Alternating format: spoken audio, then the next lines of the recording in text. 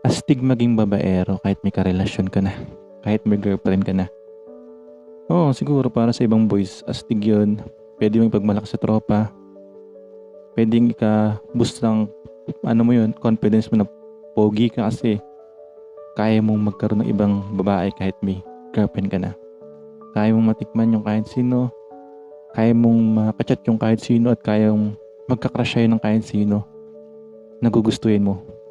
Para sa iba, astig yun pero para sa akin. Sa milyong-milyong babae sa mundo, iba't iba itsura, may maganda, sexy. Mas astig pa din yung kaya mo maging stick to one sa karelasyon mo. Mas astig pa din yung kaya mong hindi saktan yung karelasyon mo. Dahil lang sa tingin mo astig ka. Diba? Ang daming babae sa mundo, totoo yan. Pero mas masarap pa din na magmahal ng isa lang. Time.